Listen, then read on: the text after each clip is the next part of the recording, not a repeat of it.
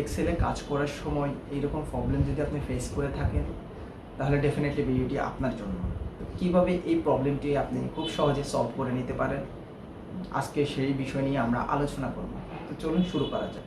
আসসালামু আলাইকুম, Excel professionals থেকে আব্দুল কুদ্দুস আছি আপনাদের সাথে। আমরা এক্সেলে কাজ করার সময় এইরকম প্রবলেম বোধহয় সবাই ফেস করে থাকি।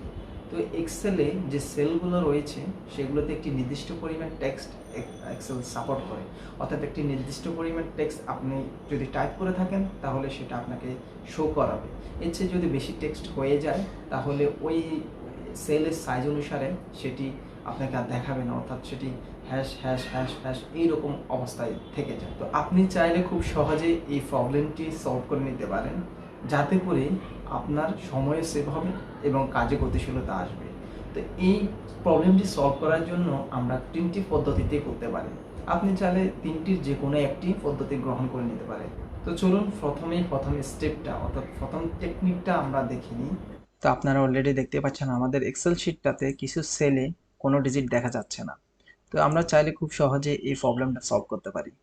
তো আমরা এর জন্য প্রথমে কি করতে পারি, আমরা সবগুলো কলাম সিলেক্ট করে নিলাম। সিলেক্ট করার পরে যে কোনো একটা কলামের পাশে কার্সরটা রেখে ডাবল ক্লিক করে দেওয়া মাত্রই আমার সবগুলো ডিজিট শো করছে। তো আমাদের কলামের প্রবলেমটা সলভ হয়ে গেছে, কিন্তু আমাদের রোতে থাকা কিছু টেক্সট আমরা অলরেডি দেখতে পাচ্ছি না।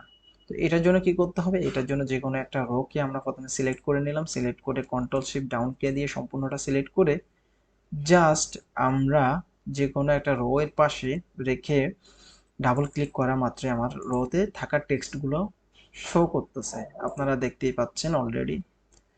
এবার সেকেন্ড যে পদ্ধতিটা রয়েছে সেটি কিভাবে করে চলুন শুরু করা যাক। এটি আমরা করব শর্টকাট কি এর মাধ্যমে। তো দ্বিতীয় পদ্ধতিতে কিভাবে আমরা এই সমস্যার সমাধান করব চলুন দেখে নেওয়া যাক। এই জন্য আমরা কি করব, কন্ট্রোল কিবোর্ড থেকে প্রেস করে দেব কন্ট্রোল এ। কন্ট্রোল এ প্রেস করে সম্পূর্ণ শীটটা আমরা সিলেক্ট করে নেব। এরপর আমরা প্রেস করে দেব অল্টার এইচ ও আই। আমাদের দেখতেই পাচ্ছেন আমাদের কলামগুলো সিলেক্ট হয়ে গেছে, অর্থাৎ কলামগুলো যে হ্যাশ হ্যাশ ছিল সেটা এখন আর নেই, অর্থাৎ কলামের প্রবলেমটা সলভ হয়ে গেছে। এবার আমাদের রোতে প্রবলেমটা এখনো রয়ে যাচ্ছে। আপনারা দেখতে পারেন রোতে কিন্তু সম্পূর্ণ টেক্সটটা দেখা যাচ্ছে না। তো এই জন্য আমাদেরকে কি করতে হবে, আবার কন্ট্রোল এ প্রেস করে সম্পূর্ণ শীটটা সিলেক্ট করে নিতে হবে। এরপর প্রেস করে দিতে হবে কিবোর্ড থেকে অল্টার এইচ ও এ। আমার যে কলাম রো দুইটাই এখন ঠিক হয়ে গেছে, দেখতে পাচ্ছেন আপনারা আমার কলামও ঠিক আছে এবং রোতে যে টেক্সটটা সম্পূর্ণ টেক্সটটাই আপনারা দেখতে পাচ্ছেন। তো আপনি চাইলে খুব সহজে এই পদ্ধতি ব্যবহার করে শর্টকাট কি এর মাধ্যমে আপনি এই প্রবলেমটা সলভ করে নিতে পারেন। আপনারা অলরেডি দুইটি পদ্ধতি দেখেছেন, দুটির মধ্যে যে কোনো একটি আপনারা গ্রহণ করে নিতে পারেন। এবার থার্ড যে টেকনিক অর্থাৎ পদ্ধতি সেটি হচ্ছে ভিভিএ কোড নিয়ে।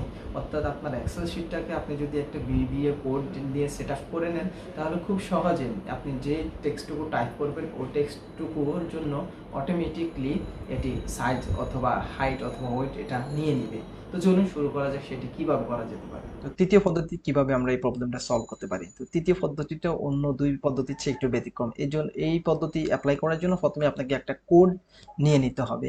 আমি ভিডিও ডিসক্রিপশনে কোডটা দিয়ে দেব। তো প্রথমে আমরা কোডটি কপি করে নেব, যেটা হচ্ছে ভিবিএ, ভিজুয়াল বেসিক অ্যানালাইসিস বলা হয় যাকে। তো আমরা ডেভেলপার অপশন থেকে চলে যাব ভিজুয়াল বেসিকে। অনেকের এক্সেল শিটে দেখবেন, হয়তো বা অনেকে এক্সেল প্রোগ্রামে দেখবেন যে ডেভেলপার অপশনটা আপনি খুঁজে পাচ্ছেন না।